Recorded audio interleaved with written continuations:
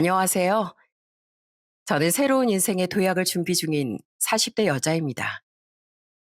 저는 약사인 제 직업에 자부심을 느끼고 있습니다. 이 직업을 갖기까지 제가 한 노력과 물심양면으로 지원해 주신 부모님에 대한 감사함을 잊지 않고 있어요. 환자분들에게 도움을 드려야 한다는 소명의식도 있고요. 하지만 이런 직업의식이 인면수심의 남편과 시모를 응징하는 데 쓰일진 상상도 못했네요. 저와 제 가족들을 돈줄로만 생각하고 큰 상처를 입힌 그들에게 부디 새 사람이 되길 바라는 마음에서 제 인생을 걸고 참교육을 실천해 주었습니다. 어떤 사연인지 궁금하시죠? 지금 바로 말씀드릴게요. 저는 부모님과 여동생이 하나 있는 단란한 가정에서 자랐습니다. 아버진 조실 부모의 외로운 유년 시절을 보내셨는데 그 때문에 가족에 대한 애착이 남다르셨어요. 당신께서 경험한 가난을 자식들에게 물려주고 싶지 않다고 포크레인 기사로 정말 열심히 일하셨죠. 저와 여동생은 늘 공사 현장에 나가시느라 햇볕에 잔뜩 그을린 아버지를 보며 가족에 대한 책임감을 배웠답니다. 다부진 체격에 피부가 까만 저희 아버지에 비하면 어머님 몽글몽글한 목화손 같은 분이세요. 어머닌 동네 큰 시장에서 이불 가게를 운영하셨는데 체구가 작은 어머니가 크고 폭신한 이불들 사이에 있으면 가끔 정말 아기 같아 보였거든요. 성격도 소녀 같고 다정하셔서 저에게 어머닌 사랑 그 자체예요. 이제 어른이 된 제가 평생을 지켜야 할 사람이기도 하고요. 이렇게 큰 사랑을 받고 자라서 언제나 제일 좋은 게 있으면 부모님 생각이 나더라고요. 한 번은 제가 고등학교 1학년 때였을 거예요. 저희 자매는 TV를 보고 있었고 부모님은 식탁에 앉아 계셨거든요. 그때 제 동생이 제 옆구리를 쿡쿡 찔렀습니다. 언니, 엄마 아빠 봐봐. 하얀 엄마 옆에 있어서 그런가? 아빠가 너무 까매 보이지 않아? 어? 진짜 그러네. 아빠 쪽에만 조명이 아예 없는 것 같아. 그때 마침 TV에서 자외선의 위험성에 대한 건강 프로그램이 나오고 있었어요. 저와 동생은 마치 짠 듯이 눈빛 교환을 하곤 같이 방에 들어갔습니다. 그러곤 가진 돈을 다 털어 모으기 시작했어요. 에이, 둘이 모았는데 이것밖에 안 돼? 그러게. 떡볶이 좀 작작 사 먹으라니까. 선크림이 얼마지? 2만 원이면 사나? 아빤 완전 야외에서 일하는데 좀 좋은 거 사야 하지 않을까? 그럼 3만 원? 저와 동생은 가진 돈을 다 털어 제일 좋은 선크림을 샀습니다. 그리고 아버지께 의기양양하게 내밀었죠. 무뚝뚝하던 아버진 선물을 받고 무척이나 좋아하셨어요. 그리고 늦은 저녁이었는데도 그 자리에 선크림을 막 바르기까지 하셨죠. 아, 아빠, 너무 많이 바른 것 같아요. 아이고, 그래? 아빠가 이런 거 발라본 적이 없어서 너무 많이 발랐나? 아니, 많이 바르는 건 좋은데 너무 하얀 것 같은데? 선크림이 너무 하얀지 흰 달걀처럼 얼굴만 하얗게 뜬 아버지를 보며 다들 한참을 배꼽을 잡고 웃었습니다. 어렸을 땐 정말이지 저희 네 식구만 평생 함께 살 수 있다면 더는 이루고 싶은 소원이 없을 정도였어요. 저희 가족의 끈끈함은 한 차례 큰 위기를 겪고 더 각별해졌답니다. 제가 고3이 되기 직전 겨울방학, 아버지가 갑자기 쓰러지신 거예요. 현장에서 일하던 중 갑작스런 심근경색으로 쓰러져 병원에 실려오신 거죠. 저는 그 소식을 학원에서 들었는데 울면서 병원까지 뛰어갔던 기억이 납니다. 정신없이 병원에 도착해보니 아버진 치료를 받고 잠들어 계셨고 어머니가 아버지 손을 잡고 기도를 하고 계셨어요. 여보, 당신 없으면 우리 가족도 없는 거야. 당신은 우리 집의 기둥이야. 우리 딸들 다 커서 시집 보낼 때까지 우리가 건강하게 버텨줘야지. 그러니까 제발 아프지 마. 어? 어머니의 그 모습이 너무나 경건하고 슬퍼 보여서 쉽게 다가가지 못하고 잠시 지켜보기만 했네요. 아버진 다행히 여러 가지 검사와 치료 끝에 무사히 회복하셨지만 평생 먹어야 하는 몇 가지 약을 처방받았어요. 아빠, 이거 약 두 개는 이제 평생 드셔야 돼요. 그리고 약 먹을 때 술 드시면 절대 안 되는 거 알죠? 이제 약주도 좀 줄이고요. 아빠 저녁마다 술 드시는 거 다 알거든요. 제가 약 드시는지 계속 지켜볼 거예요. 네, 네, 알겠습니다. 우리 딸이 아빠 전담 약사네. 약사야. 그때 아버지 약을 챙기고 또 어떤 성분인지 공부하면서 약에 대해 처음 관심을 가졌어요. 아버지에게 도움이 되는 약이 뭔지 엄청 찾아봤거든요. 그저 공부만 열심히 하던 전 그때 처음으로 약사라는 꿈을 꾸게 되었습니다. 아버지가 꾸준히 약을 드시고 몸이 점점 회복되는 걸 보며 저까지 기분이 좋았어요. 그 후로 전 약대 입학을 위해 열심히 공부했습니다. 학원도 몇 군데나 다니고 문제집도 제 키만큼 쌓이게 풀었어요. 부모님은 공부만 죽어라 하는 절 걱정 반, 기대 반으로 보셨지만 사실 제 동생도 미대 입시를 목표로 공부를 하고 있던 참이라 제가 재수를 해서 부모님께 부담을 드리면 안 된다고 생각했거든요. 엄만, 네가 공부 열심히 하는 건 좋은데 건강도 좀 챙겨가면서 했으면 좋겠어. 엄만 우리 딸이 어떤 대학 가고 어떤 직업을 가져도 다 좋아. 너만 건강하고 행복하다면 말이야. 엄마, 난 이번 수능 아니면 모든 게 끝이라고 생각하고 있어요. 진짜 후회 없이 공부해서 나 꼭 약대 갈 거예요. 엄만 열의에 불타는 절 꼭 안아주셨어요. 우리 딸, 뭐든 열심히 하는 건 좋지. 제일 중요한 건 너 자신이야. 살다 보면 마음을 다해 매진했던 일도 생각보다 안 될 수도 있어. 그럴 때 결과만 보고 달린다면 실망하기 쉽단다. 하지만 모든 과정에 최선을 다했던 너 스스로를 먼저 본다면 결과가 어떻든 좌절하지 않을 거야. 그러니까 공부도 좋지만 밥도 잘 먹고 잠도 잘 자야 돼. 알았지? 고마워요, 엄마. 제 건강도 챙겨가면서 공부할게요. 그렇게 전 부모님의 든든한 응원 속에 무사히 약대에 입학하게 되었습니다. 지금은 약대 입학 방법이 많이 바뀌었지만 저희 때만 해도 약대가 4년제였거든요. 대학에 입학한 후로도 약사 국가시험을 봐야 정식 약사로 인정받을 수 있기에 정말 열심히 공부했어요.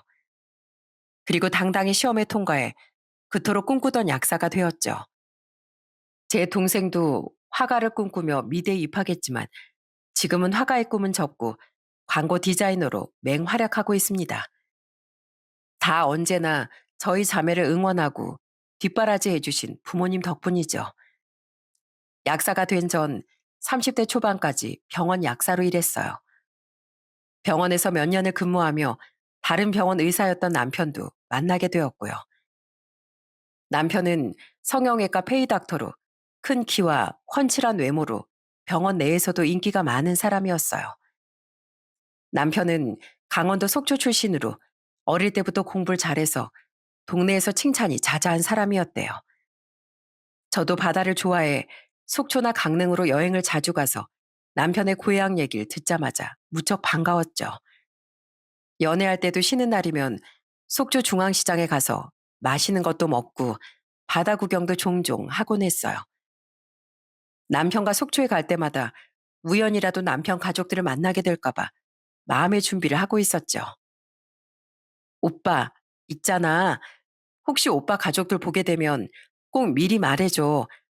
내가 마음의 준비 좀 하게. 평소에 남편은 가족 이야기를 잘 해주지 않았어요. 그래서 막연히 남편과 비슷한 사람이겠다 추측만 하고 있었죠. 그래도 속초까지 갔는데 혹시 우연히 만났을 때 가족에 대한 정보가 좀 있어야겠다 싶어서 이것저것 캐물었습니다. 사실 전부터 궁금한 게 있었어. 난 내 동생이랑 맨날 싸우긴 해도 오빠한테 동생에 대해 많이 얘기했잖아. 근데 오빤 동생들 얘기해 준 적이 한 번도 없는 것 같아. 혹시 무슨 일이 있던 거야? 오빠가 괜찮다면 나도 무슨 일인지 알고 싶어. 우리 곧 결혼도 하고 가족이 될 사이잖아. 저는 남편에게 조심스럽게 물었습니다. 그냥 사귀는 사이도 아니고 결혼을 약속한 사이기에 서로 가족에 대해서도 알아야 했으니까요. 아, 그게 말이야. 우선 먼저 말 안 해서 미안해. 막내 여동생은 곧 만나보면 어떤 성격인지 알 거야. 걔가 하도 오냐오냐 자라서 아직도 철이 없어. 그리고 남동생은 말이야. 아, 걔가 사실 지금 교도소에 수감돼 있어. 뭐? 교도소? 왜? 무슨 일인데? 동네 친구들이랑 사업한다고 어울려 다니더니 그게 영 좋지 않은 일이었나 봐. 사기 사건에 연루돼서 지금 복역 중이야. 미리 내가 말했어야 했는데 정말 미안해. 남편은 가족에 대해 미리 말하지 않은 걸 진심으로 사과했어요. 저는 정말 당황했지만 사실 그게 남편의 잘못도 아니고 남편과는 전혀 상관없는 일이란 걸 알기에 더는 문제 삼을 수는 없었습니다. 다행히도 남편의 부모님은 정말 좋으신 분들 같았어요. 그래서 상견례도 좋은 분위기 속에서 진행되었고 결혼까지 아무 문제 없이 매끄러웠습니다. 시모는 특히 저를 정말 예뻐했어요. 아유, 우리 약사 며느리 예쁘기도 하지. 똑똑하고 참하고, 아, 이런 완벽한 며느리가 어디 있겠어. 어머님, 아, 부끄럽네요. 저 예쁘게 봐주셔서 감사해요. 저희 앞으로 정말 잘 살게요. 우리 며느리가 말도 참 예쁘게 하네. 그래, 너희 둘만 싸우지 않고 잘 살면 된다. 내가 바라는 건 딱 그거 하나야. 알지? 시모와 시부 모두 저에게 약사면을 봐서 좋다며 엄청 칭찬해 주셨죠. 저희 부모님도 남편을 엄청 예뻐하셨는데 남편이 의사라서 예뻐하신 건 아니었거든요. 특히 아버진 남편을 정말 아들처럼 생각하시며 좋아라 하셨어요. 배서방, 이번 주말에 시간 어떤가? 또 우리 막걸리 한 잔 해야지. 좋습니다, 장인어른. 제가 가는 길에 편육 잘하는 집에서 포장도 해갈게요. 편육 좋아하시잖아요. 우리 배서방이 정말 센스 있다니까. 그럼 난 주말만 기다리고 있겠네. 남편도 제 부모님께 정말 살갑게 잘했고요. 그래서 양가 어른들 사이엔 아무 문제도 없는 듯 했어요. 하지만 진짜 문제는 남편의 동생들이었죠. 복역 중이란 도련님이야 만날 일이 없었고 막내 신우인 말을 믿게 한다는데 선수였어요.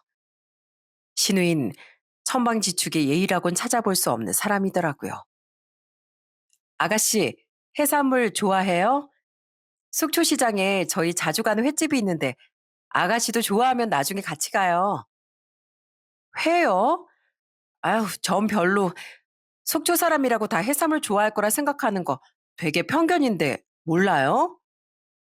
아, 정말요? 미안해요. 그이도 회를 좋아해서 아가씨도 좋아할 거라고 생각했어요. 오빠가 좋아하는데 제가 왜 좋아해요? 아무튼 전 싫어요. 정말 듣는 사람 식은땀 나게 하는 말투였어요. 뿐만 아니라 상대에 대한 지적도 아주 못된 말투로 일삼았어요. 언니, 설마 그 치마 어울린다고 생각해서 입은 거예요? 되게 안 어울리는데? 아, 안 어울려요? 난 되게 좋아하는 치마인데. 나 같으면 쪽팔려서 그거 입고 밖에 못 나왔네요. 언니 골반도 좁고 다리도 두꺼워서 그런 치마 진짜 안 어울려요. 아, 당장 갖다 버려요.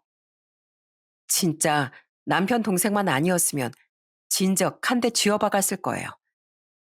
나중에 남편에게 들으니 학교 다닐 때도 날라리로 유명했대요. 신우이 말을 듣고 있으면 속이 부글부글 끓었지만 남편도 제 마음을 아는지 옆에서 떨리는 제 손을 꼭 잡아주더라고요. 헐, 언니, 그 파마는 뭐예요? 어디 동네 미용실에서 볶았어요? 컬도 이상하고 염색도 촌스러워요. 이거 청담동에서 한 머리예요. 아가씨는 잘 모르나 보다. 하긴 맨날 동네 싸구려 미용실만 다니면 모를 수 있어요. 저도 참다 참다 가끔 한 방 먹일 때도 있긴 했지만은요. 그때마다 절 어찌나 째려보던지요. 아가씨도 저 다니는 샵에 데려가 줘요? 아가씨가 부탁하면 같이 가줄 수도 있고요. 마침 거기 회원권 끊어둔 게 있어요. 저 좀 바쁘긴 한데 언니 봐서 한번 갈게요. 언제 가면 되는데요? 다음 주에 바로 가도 돼요? 이것뿐 아니라 한 번은 영원히 볼 일 없을 것 같은 시동생이 출소해서 저희 부부 앞에 찾아온 거 있죠. 그때 남편이 얼굴 재건 전문 의사로 간간히 언론에 나오기 시작할 때였고, 저도 첫 아이를 출산하고 어느 정도 몸을 회복해 복직을 앞둔 상태였거든요. 여보, 그 정혁이가 당신 얼굴 한 번도 못 봤다고 인사를 하고 싶대. 그래서 집으로 찾아오겠다는데 괜찮지? 집으로? 사실 나도 도련님 한번 보고 싶긴 한데 조금 갑작스럽네. 당황스럽다고? 걔도 내 동생인데 당연히 봐야지. 그 무서운 곳에서 고생도 많이 했을 텐데 당신이 형수로서 맛있는 밥 한 끼 해주면 얼마나 좋아. 어? 아니, 내 말은 만나기 싫다는 게 아니라 조금 갑작스럽다는 거지. 알겠어. 집으로 오라고 해. 근데 음식은 뭐 좋아하는데? 남편이 시동생에 관해 자격지심이라도 있는 사람처럼 발끈하니 저도 그런 남편의 반응이 더 당황스러웠어요. 결국 며칠 뒤 시동생이 집으로 찾아왔어요. 저는 시동생이 좋아한다는 잡채에 생선까지 구워 저녁을 준비했고요. 시동생은 제게 대뜸 형수님하고 꾸벅 인사라더니 무릎까지 꿇고 애절하게 부탁하더군요. 형수님, 이제야 인사드려서 죄송해요. 저도 출소하고 먹고 살 국내하느라 바빴어요.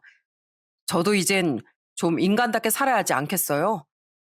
가뜩이나 빨간 줄 그은 것 때문에 취직도 어렵고 가진 돈도 합의금으로 다 털리고. 그래요.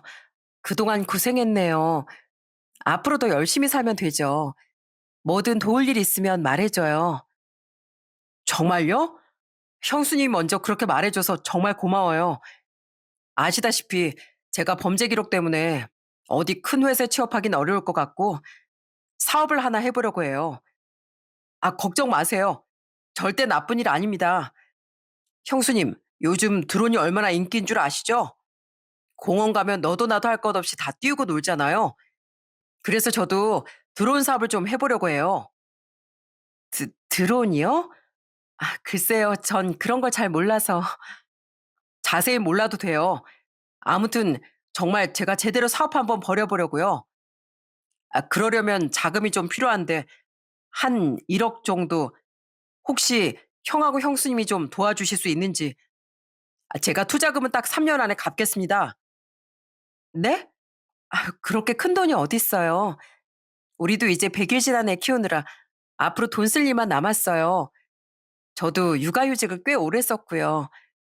도와드리고 싶어도 그런 큰 돈은 없네요.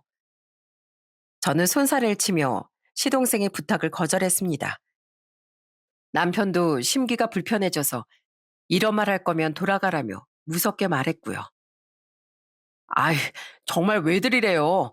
형은 잘 나가는 의사에 형수는 그렇게 돈을 쓸어 모은다는 약사인데 돈이 왜 없어요? 그냥 달라는 게 아니고 빌려달라는 거예요.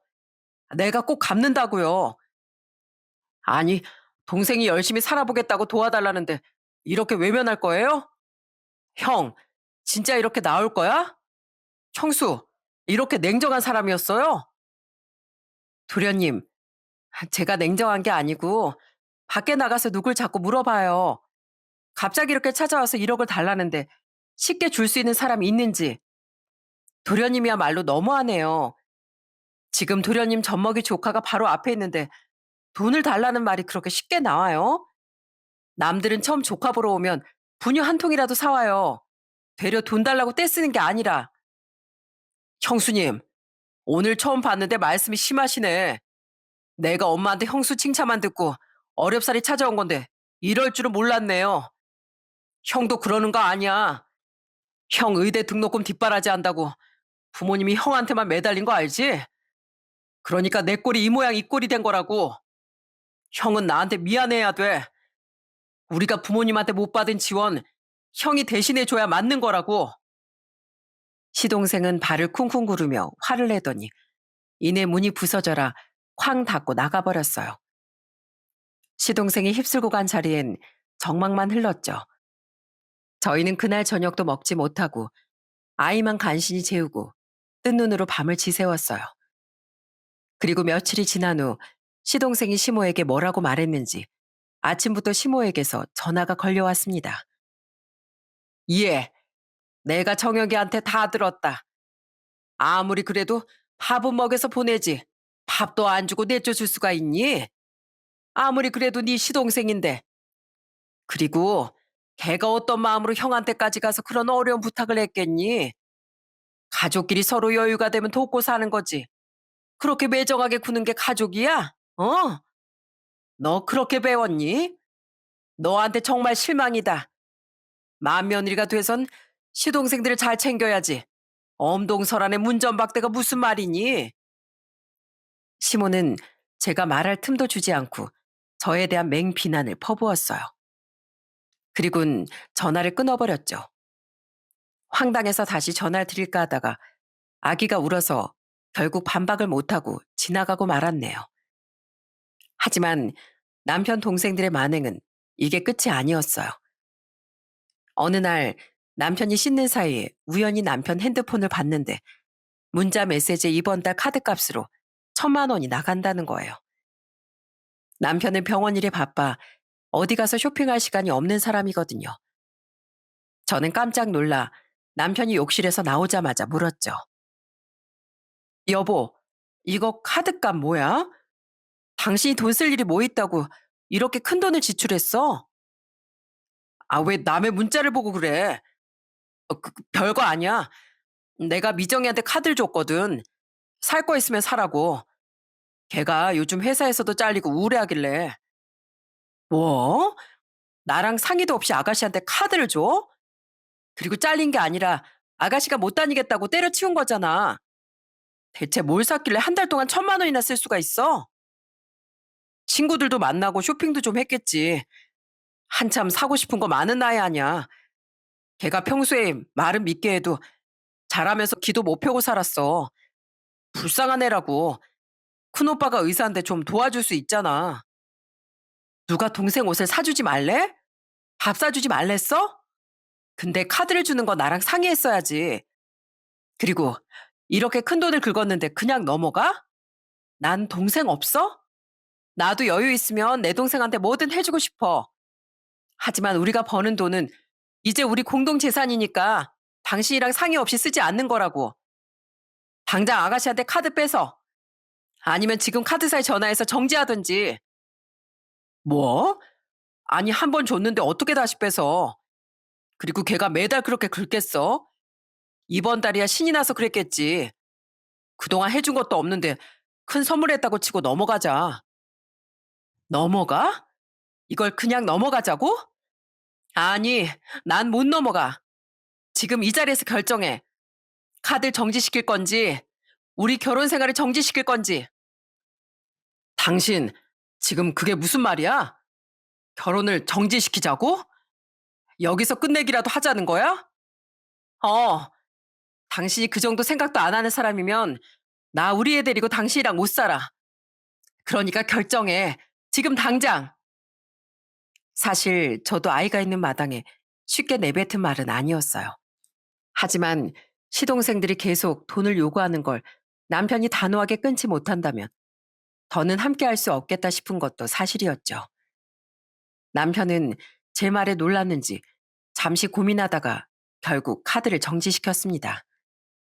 남편이 카드를 정지시키자마자 바로 신우이에게 전화가 오더라고요.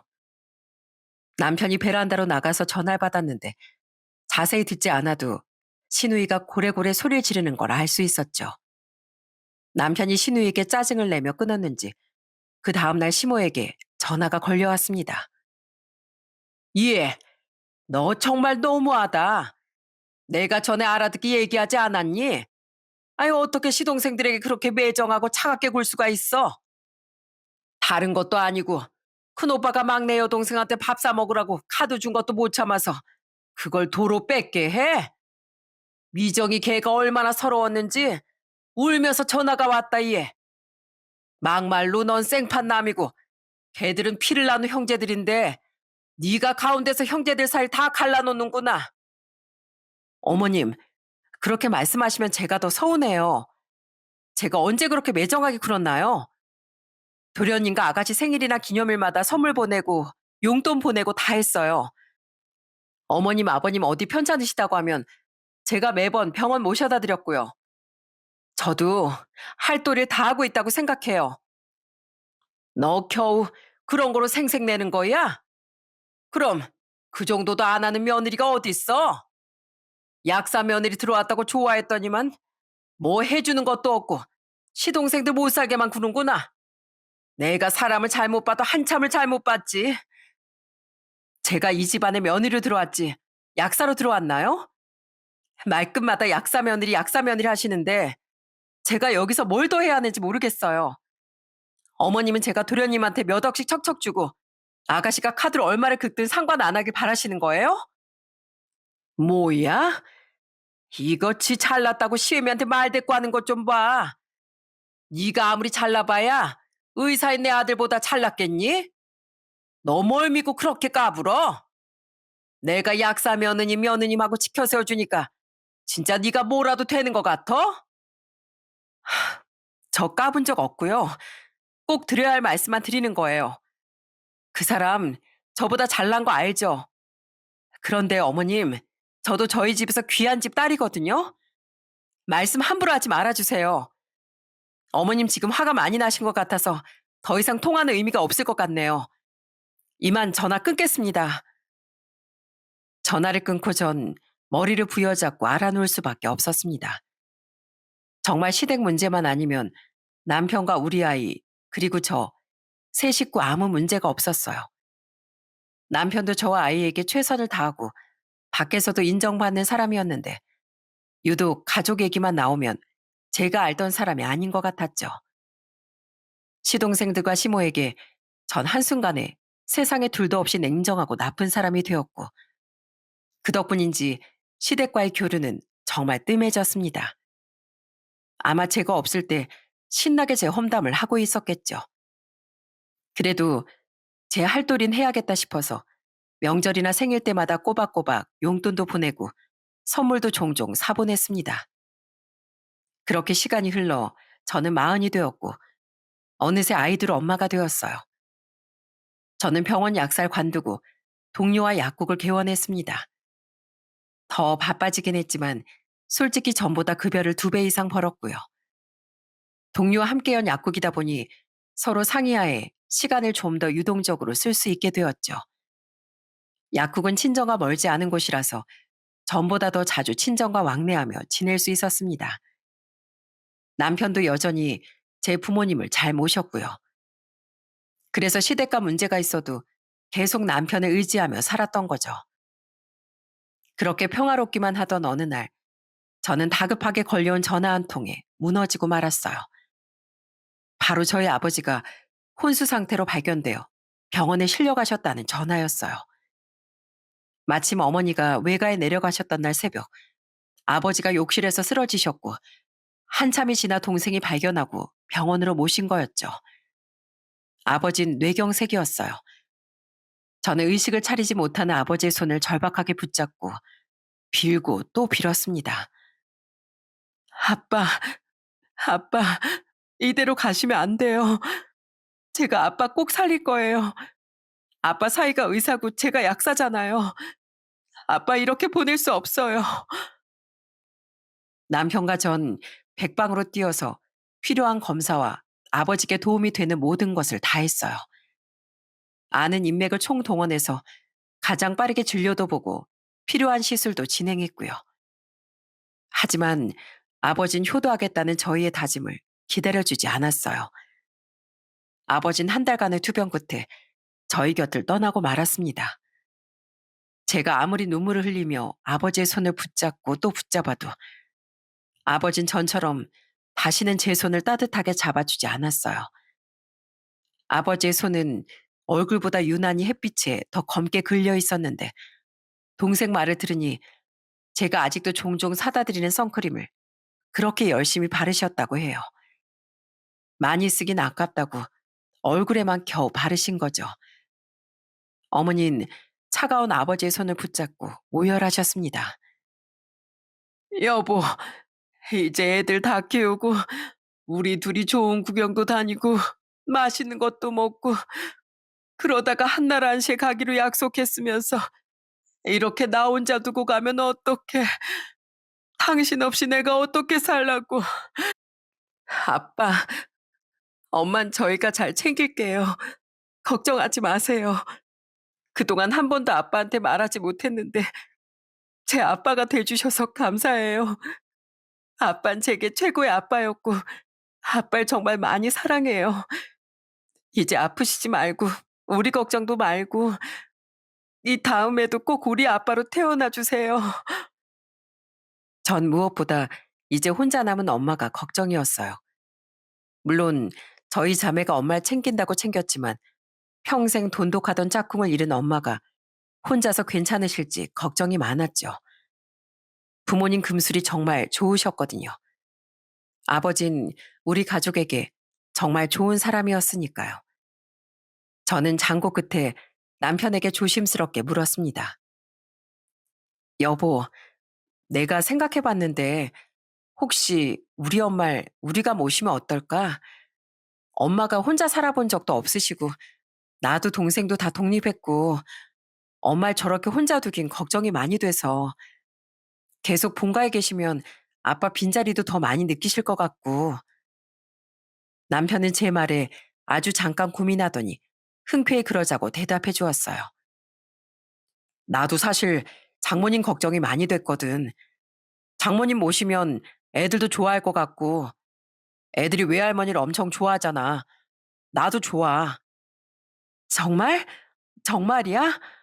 고마워, 여보. 이렇게 흔쾌히 대답해 줄 줄 몰랐어. 내가 더 잘할게. 고마워. 고맙긴. 장모님은 내 어머님이기도 하셔. 당연히 이런 상황이면 모시는 게 맞지. 저는 기쁜 마음에 당장 어머니에게 이 소식을 알렸어요.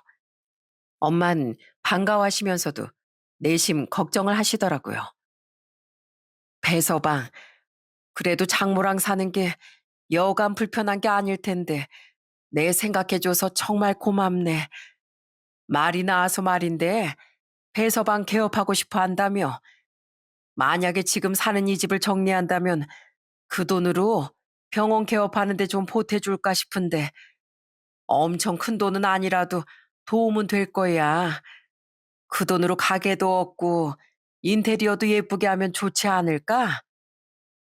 사실 그 무렵 남편은 페이닥터 생활을 정리하고 개원을 하고 싶어 했어요. 하지만 병원을 차리는데 여간 큰 돈이 드는 게 아니라 계속 고민만 하고 있었거든요. 그런데 저희 어머니가 먼저 나서서 저희를 도와주신다고 하니 너무나 감사한 일이었죠. 남편은 정말 기뻐하며 어머니께 당장 찾아뵙자고 성하더라고요. 남편은 어머니가 좋아하는 과일과 고기를 잔뜩 사서 저희 본가로 달려갔습니다. 장모님, 제가 이렇게 염치 없이 좋아해도 될지 모르겠습니다. 병원 개원은 저의 오랜 꿈이었어요. 정말 감사해요. 제가 평생 장모님께 효도하고 살겠습니다. 열심히 해서 장모님 보태주신 돈 몇 배로 갚을게요. 감사해요, 장모님. 그래, 그래. 배서방이 이렇게나 좋아하니 내가 더 좋네. 그래, 열심히 해봐. 배서방은 유능한 의사니까 개인 병원까지 생기면 정말 명의가 될 거야. 남편은 어머니를 얻고 춤까지 췄어요. 사실 이 사람과 연애하고 애까지 둘을 낳았지만 그렇게나 좋아하는 모습은 처음 봤다니까요. 남편은 며칠 지나지 않아 어머니를 집으로 모셔갔고 집도 곧바로 부동산에 내놓았습니다. 그때가 경기가 그렇게 좋은 시기는 아니라 집이 금방 팔리진 않았어요. 남편은 아침 저녁으로 어머니를 살피며 암만 물론이고 세숫대에 물까지 떠서 아예 발까지 씻겨드렸답니다. 아이고, 아이 배서방, 아이 정말 왜 이래? 아이고, 간지럽다니까. 아유, 장모님, 좀 가만히 계셔 보세요. 이렇게 발 마사지를 해야 피로가 싹 풀린다고요. 우리 장모님 가만 보니까 발도 아주 요정 같으시네. 둘이 뭐 하는 거야, 정말. 엄마, 사이가 정말 유난이다, 유난이야. 그치? 그러니까 말이야. 세상 어떤 사이가 장모 발까지 씻겨줄까? 내가 사이복 하나 타고났어. 엄마, 말은 바로 해야죠. 딸복을 타고난 거죠. 안 그래? 두 분 여왕님들 말씀이 다 맞습니다. 시키실 일 있으면 언제든 이 돌쇠에게 시키세요. 남편이 어머니에게 지극정성으로 잘해서인지 다행히 어머니 집은 금방 팔렸고 남편은 시간 날 때마다 좋은 자리를 찾아서 발품을 팔았어요. 그러다 딱 마음에 드는 곳을 찾았다고 혼자 계약을 하고 왔더라고요. 역 근처로 유동인구도 확실한 자리였고 세가 좀 비싸긴 했지만 왠지 기운이 좋은 곳이라면서요. 보증금이 5억이라 내가 계약금도 5천 걸고 왔어. 워낙 좋은 자리라 안 그러면 금방 뺏길 것 같더라고. 입주도 당장 된다고 해서 이번 달 말에 바로 잔금 치르고 들어가면 될 것 같아. 남편이 너무 신나 보였기에 저도 혼자 계약까지 하고 온 게 괘씸했지만 그냥 알았다고 하고 넘어갔죠. 하지만 제게 불운이 닥치기 시작한 것도 그때부터였어요. 저는 당시 약국이 지하철역 바로 앞이라 굳이 차를 안 타고 대중교통을 이용했거든요. 그렇게 한참을 운전을 하다가 마침 친구 돌잔치 때문에 지방에 갈 일이 생겨서 남편 차를 끌고 나가게 되었어요. 오랜만에 운전대를 잡아서 그런지 아니면 하늘에서 이후에 있을 일들에 경고를 하고 싶었던 건지 하필 접촉사고가 나고 말았습니다. 저도 가실이 있었지만 상대도 가실이 있어서 차에 있던 블랙박스를 확인하게 되었죠. 블랙박스도 오랜만에 만져보는 거라 이리저리 눌러보다가 그만 얼마 된 녹음된 음성이 흘러나왔어요. 저는 당황해서 녹음을 끄려고 했는데 흘러나오는 목소리를 듣자마자 아연 실색하며 입을 틀어막았습니다. 목소리의 정체는 바로 남편과 시모였어요. 혼자 계약을 하고 왔다더니 날짜를 보니까 시모와 같이 계약을 하고 온 모양이었어요. 시모와 남편의 대화는 이랬습니다. 저는 다시는 기억하기도 싫은 말이지만 기억을 더듬어 여러분께 이 충격적인 대화를 말씀드려 봅니다. 아들, 이제 갈라설 때 되지 않았니? 난 이 마누라 진짜 마음에 안 드는데 계속 참고 있는 거야. 내 말끝마다 따박따박 대들고 지 시동생들 돕는데 먼저 나서서 회방을 놓질 않나? 나 더는 걔 며느리라고 생각도 안 해. 저는 시모가 절 싫어하는 건 알았지만 저 정도로 생각하는 줄은 몰랐어요. 하지만 뒤이어 흘러나오는 남편의 말에 저는 다시 한번 큰 충격을 받았습니다. 안 그래도 나도 이혼할까 싶어요. 이제 뭐 여자로 보이지도 않고 맨날 이게 맞다 저게 맞다 따지기만 하는데 아유 피곤해요. 직업 보고 결혼했더니만 역시 좀 순종적인 사람이랑 할 걸 그랬나 싶어요. 그래도 병원은 차려하니까 보증금만 받고 적당히 지내다 갈라서려고요. 장모 비유 맞추기도 힘들어 죽겠다니까요. 내가 진짜 자기들 머슴인 줄 아나. 내 말이 그 말이다. 내가 우리 아들 그 고생하고 있는 거 생각만 해도 열불이 난다. 옛말에 의사 사이 얻으려면 열쇠 3개는 줘야 한다고 했어. 근데 개원 하나 하는데도 이렇게 알랑방귀 껴야 한다니? 내가 분해서 잠이 다 안 와. 조금만 참아요, 엄마. 이제 계약금 넣었으니까 곧 개원이에요. 조금만 참으면 돼요. 개원하면 새 며느리 얻는 것도 금방일걸요? 아무리 재혼이라도 초혼이고 괜찮은 여자들 줄 설 텐데 A급 며느리들이요. 시모한 남편은 깔깔 웃으며 극악무도한 작당모의를 하고 있더라고요. 저는 충격으로 손이 벌벌 떨리고 정신을 차릴 수 없었습니다. 시모가 아무리 절 미워해도 남편만은 제 편일 거라 믿었거든요. 그 오랜 세월을 말입니다. 일단 빠르게 사고 수습을 하고 저는 돌잔치에도 가지 못하고 남편 차에 한참을 앉아 앞으로 어떻게 해야 할지 고민했습니다. 그리고 결심했죠. 이렇게 뒤에서 날 짓밟을 궁리 중인 둘보다 한 발 앞서서 그들을 응징하기로요. 일단 제가 가진 무기는 돈과 시간이었습니다. 남편은 개원의 꿈에 부풀어 저 어머니가 줄 돈만 기다리고 있었거든요. 성격 좋은 사위, 이해심 넓은 남편인 척하면서요. 부동산에 대충 물어보니 사실 잔금을 바로 이번 달에 치러야 할 만큼 급하지 않았는데 남편이 당장 들어오겠다고 했다네요. 다른 사람이 먼저 계약을 할까봐 조마심이 났나 봐요. 저는 사실을 알고도 꾹 참다가 잔금일을 일주일 남기고 남편에게 넌지시 말했습니다. 여보, 그 자리 목이 좋아서 노리는 사람이 많다고 했지? 그렇다니까. 그래서 부동산에서 먼저 돈 넣고 입주부터 하라고 난리였어. 이거 건물주 계좌거든. 장모님이 돈 주시면 바로 이쪽으로 쏘면 돼. 아니면 내 계좌로 보내도 되고. 다시 한번 정말 고마워. 내가 평생 잘할게. 병원장 사모님 소리 듣게 해줄게. 장모님께도 아들처럼 효도하면서. 싱글벙글하는 남편의 얼굴을 당장이라도 때려주고 싶었지만 저는 초인적인 힘을 발휘해 참고 또 참았습니다. 그리고 잔금일까지 남은 일주일, 누구보다 바쁜 한 주를 보냈죠. 저는 그 기간 동안 변호사를 둘이나 선임해 모을 수 있는 모든 증거를 모았습니다. 남편 블랙박스에서 들은 음성은 당연히 확보해 두었고요. 그 밖에도 이혼 소송에 유리한 모든 준비를 해나가기 시작했어요. 그리고 마침내 잔금일이 다가왔습니다.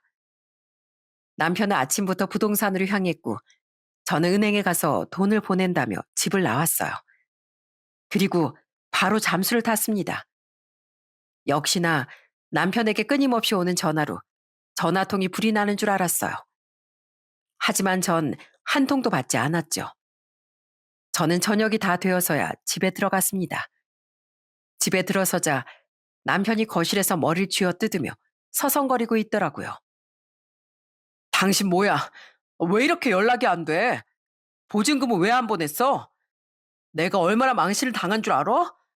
도대체 무슨 일이야? 저는 씩 웃으며 남편에게 이혼 서류를 뿌렸습니다. 남편은 난리가 났고 서류는 휘날리고 아주 장관이더군요.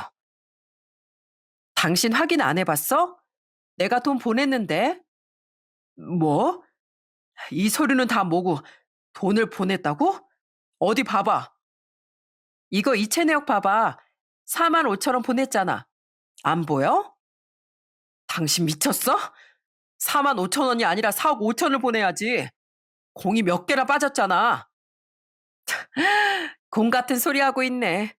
너 같은 인간한텐 4만 5천 원도 아까워. 빨리 서류나 챙겨서 각자 갈 길 가시지. 그리고 4만 5천 원은 그건 네 이혼 서류 쓰는데 보태 쓰라고 내가 너에게 자비를 베푼 거야. 그러니까 그거 먹고 떨어져. 남편은 그제서야 제가 뿌린 서류를 허겁지겁 보기 시작했어요. 이거 뭐야? 이혼 서류야? 여보, 장난하지 마. 나 진짜 큰일 나. 이거 잔금 못 나오면 계약금도 다 날린다고. 그러니까 장난 그만 치고 빨리 잔금 줘. 어? 잔금 내놓으라고. 남편은 미친 사람처럼 화를 냈다가 빌었다가 또 저를 달랬다가 아주 난리였어요. 그러니까 누가 능력도 안 되는데 보증금 5억에 월세만 해도 2천만 원이 넘는 자리 덜컥 계약하래? 아, 나랑 갈라서면 A급 며느리가 그 돈 해주려나? 당신이 녹취 파일에서 그러던데 A급 며느리 찾는다고. 그게 무슨 소리야? A급은 다 뭐고. 우리 약속했잖아. 내가 장모님한테 전화해 볼까? 어? 저는 그 자리에서 블랙박스에서 저장한 녹음 파일을 바로 재생했어요. 그러자 남편은 10초도 안 돼 침을 한번 꿀꺽 삼키더니 바로 무릎을 꿇더라고요. 내, 내가 엄마랑 얘기하다 보니까 본심도 아닌데 괜히 자존심 부린 거야. 그게 내 진심일 리가 없잖아. 내가 당신 얼마나 사랑하고 장모님께도 얼마나 잘했는지 알잖아. 다 당신 기분 많이 상했지? 미안해. 정말 미안해. 근데 오늘 자정까지 입금 안 하면 나 정말 5천만 원 다 날리는 거야. 제발 나 한 번만 살려줘. 나 정혁이한테도 엄청 돈 뜯기고 엄마 아버지한테도 계속 생활비 드렸어. 막내 말할 것도 없고 내가 가진 돈 5천이 전부야. 아, 그래? 우리 엄마 돈은 들고 튈 생각뿐이고 당신이 번 돈은 효자 노릇하느라 다 썼나 봐. 그러면 우리 엄마 앞에서도 지금 내 앞에서처럼 말 잘하나 한번 보자고. 저는 곧장 어머니께 연락을 했고 조금 지나지 않아 집으로 오셨어요. 어머닌 제가 미리 말씀드려서 이 사태에 대해 다 알고 계셨죠. 배서방, 자네가 어떻게 우릴 두고 이런 짓을 꾸밀 수가 있나. 내가 그 녹음본도 다 들었네. 난 정말 자네 믿었는데 이렇게 사람 뒤통수를 쳐? 겉으로는 우리 아내, 우리 장모님 하며 사람 좋은 척 하더니 그게 다 사기치려고 연기 중이었던 거야? 장모님, 제발 제 말 좀 믿어주세요. 제가 계약을 앞두고 들떠서 헛소리를 좀 한 거예요. 저 장모님 발도 씻겨드리고 업고 춤까지 췄어요. 저 같은 사이 없다고 하셨잖아요. 그래, 말 한 번 잘했네. 세상에 자네 같은 사이가 어딨나. 장모 돈이나 빼돌릴 국립분이 사이가 어딨냐고. 남편은 저희 어머니 다리까지 붙잡고 싹싹 빌었지만 절대로 용서할 순 없는 일이죠.